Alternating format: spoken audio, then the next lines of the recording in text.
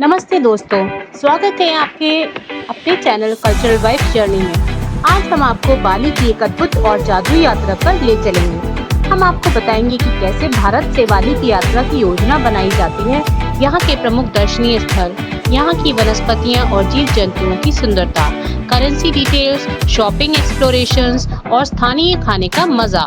तो चलिए इस रोमांचक यात्रा की शुरुआत करते हैं।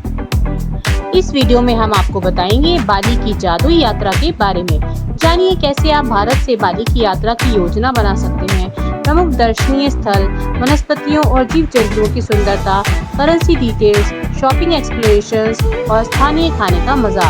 हमारे चैनल कल्चरल वाइब्स के साथ जुड़िए और इस अद्भुत यात्रा का आनंद लीजिए। पहले दिन दिल्ली से बाली की यात्रा। फ्लाइट। दिल्ली से बाली के लिए सीधी या कनेक्टिंग फ्लाइट बुक करिए। सीधी फ्लाइट लगभग 9 घंटे की होती है और कनेक्टिंग फ्लाइट में समय अधिक लग सकता है, लेकिन यह विकल्प सस्ता भी हो सकता है। वीजा और दस्तावेज के लिए भारतीय नागरिकों को इंडोनेशिया के लिए वीजा और ऑन अराइवल मिल जाता है। इसके लिए अपने पासपोर्ट्स, फ्लाइट टिकट्स और होटल की बुकिंग की कॉपीज हमेशा अपने साथ रखिए। मुद्रा। बाली की करेंसी इंडोनेशियन रुपया है। आप एयरपोर्ट पर या स्थानीय मुद्रा एक्सचेंज में भारतीय रुपए बदल सकते हैं। Hotel checking. बाली में अपने होटल में चेक इन करिए और आराम करिए। पहले दिन यात्रा की थकान मिटाने के लिए कुछ हल्का फुल्का खाना खाइए और आराम कीजिए। दूसरे दिन की शुरुआत हम सेकुम्पुल जलप्रपात और हेंडारा गोल्फ रिजॉर्ट से करेंगे। सुबह जल्दी उठकर सेकुम्पुल जलप्रपात की यात्रा के लिए निकलें। यह जलप्रपात बाली का सबसे भव्य और आकर्षक जलप्रपात है। यहाँ का वातावरण बहुत ही शांत और ठंडा होता है।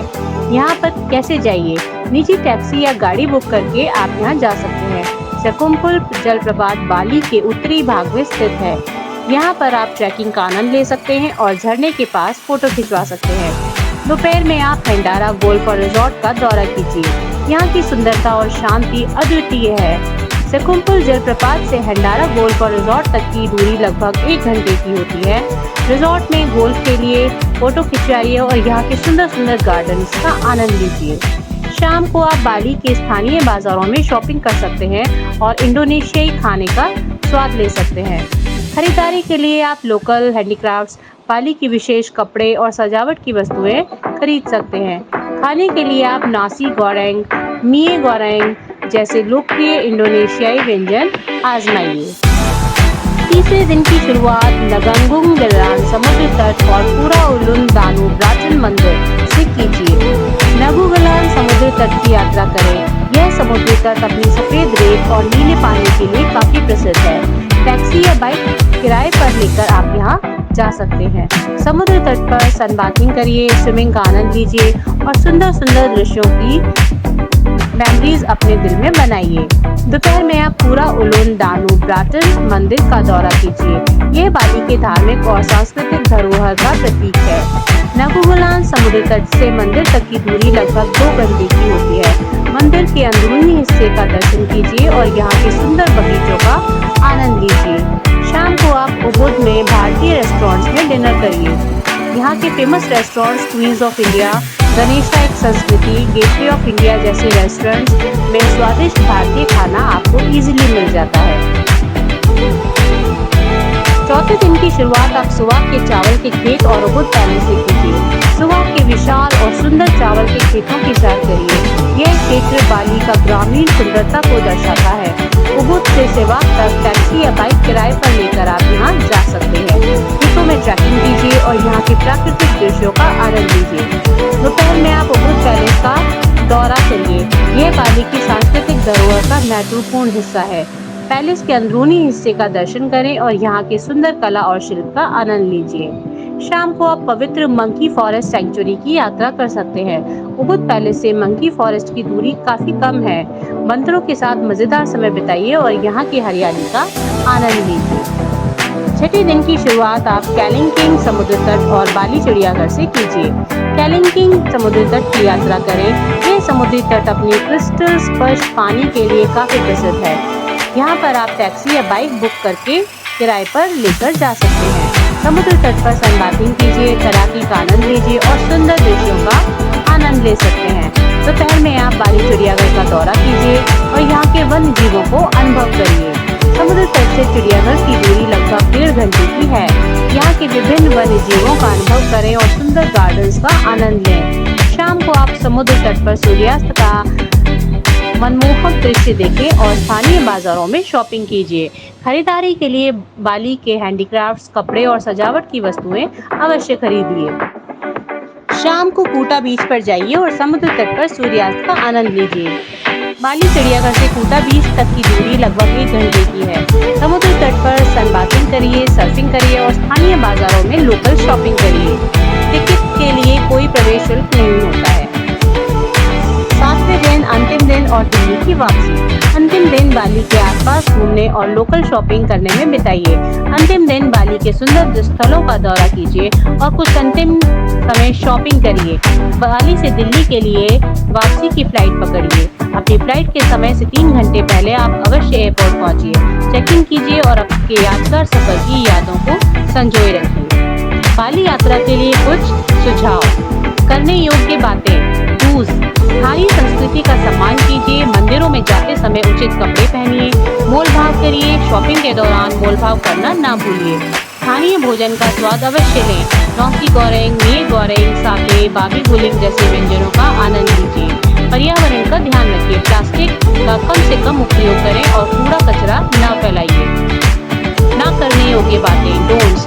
अनुचित कपड़े पहनना। धार्मिक स्थलों पर जाते समय छोटे छोटे कपड़े बिल्कुल मत पहनिए। सार्वजनिक स्थानों पर धूम्रपान। बाली के कुछ क्षेत्रों में धूम्रपान वर्जित है।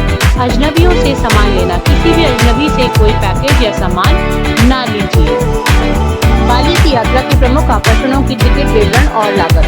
तकुम्कुल जलप्रपात का टिकट शुल्क लगभग IDR 20,000 से 30,000 का होता है। अतिरिक्त शुल्क। गाइड सेवा के लिए अतिरिक्त शुल्क हो सकता है जो कि लगभग IDR 1 लाख से 1.5 लाख तक का हो सकता है।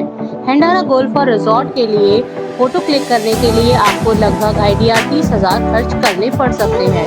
गोल्फ प्लेइंग शुल्क के लिए एक राउंड के लिए लगभग IDR 1,12,000 तक का खर्चा हो सकता है। नंग गुलान समुद्र तट के लिए कोई भी प्रवेश शुल्क नहीं होता है। यहाँ पर आपको पार्किंग शुल्क लगभग IDR 5,000 तक का लग सकता है।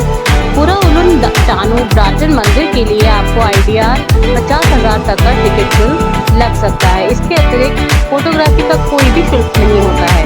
सुहाग चावल के खेत के लिए भी कोई प्रवेश शुल्क आपको नहीं देना पड़ेगा। इसके अलावा स्थानीय गाइड सेवा के लिए शुल्क लग सकता है जो कि लगभग 50,000 से 1 लाख तक का हो सकता है।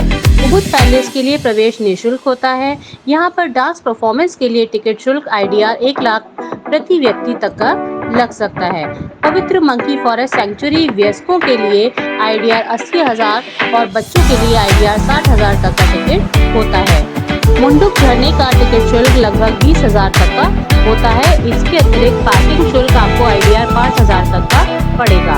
जाती लुवी चावल के खेत के लिए टिकट शुल्क आपको 40,000 IDR तक का देना पड़ सकता है और इसके अतिरिक्त गाइड सेवा के लिए शुल्क लग सकता है। कैलिंकिंग समुद्र तट के टिकट शुल्क के लिए आपको लगभग 10,000 IDR से 20,000 IDR तक का खर्चा करना पड़ सकता है। इसके अतिरिक्त पार्किंग शुल्क आपको IDR 5,000 तक का देना होगा।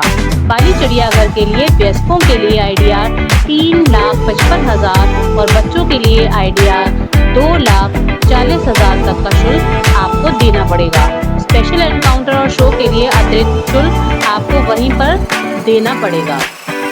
नोंगबुंग झरने का टिकट शुल्क लगभग IDR 10,000 तक का होता है। जिसके अलावा पार्किंग शुल्क आपको IDR 5,000 तक का देना पड़ सकता है। कूटा बीच और सैमानिक बीच के लिए प्रवेश निःशुल्क होता है। यहाँ पर पार्किंग शुल्क लगभग IDR 2,000 से 5,000 तक का हो सकता है। पदाम बीच के लिए आपको IDR टिकट शुल्क 10,000 तक का देना पड़ेगा और इसके अलावा पार्किंग शुल्क IDR 2,000 तक का लग सकता है।